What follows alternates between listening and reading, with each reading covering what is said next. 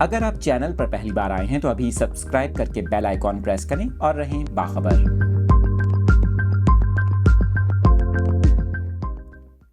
اس افسوسناک خبر کی تفصیلات آپ کے ساتھ شیئر کر رہے ہیں کراچی سے۔ آپ کو بتائیں کراچی کے علاقے نیو کراچی 5C4 گراؤنڈ میں انتہائی افسوسناک یہ واقعہ پیش آیا۔ وائرلیس گیٹ کے دلخراش واقعے کے بعد نیو کراچی میں خودسوزی کا یہ انتہائی افسوسناک واقعہ پیش آیا۔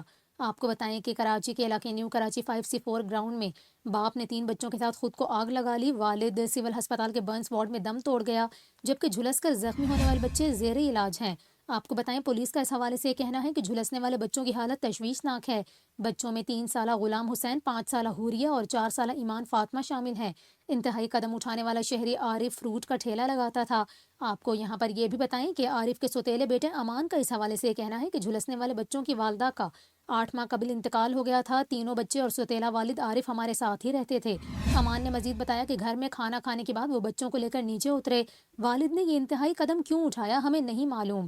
اس کے علاوہ ساس کا بیان بھی سامنے آیا۔ ساس کی جانب سے بتایا گیا کہ عارف بچوں کو لے کر گھر سے نکلے، ہمیں کہا باہر جا رہا ہوں، پھر ہم نے دیکھا کہ گراؤنڈ میں جا کر پیٹرول چھڑک کر آگ لگا لی، ہم پیچھے بھاگ کر گئے۔ خاتون نے مزید بتایا کہ عارف کی طبیعت بھی خراب رہتی تھی، کسی مولوی سے علاج کروا رہے تھے۔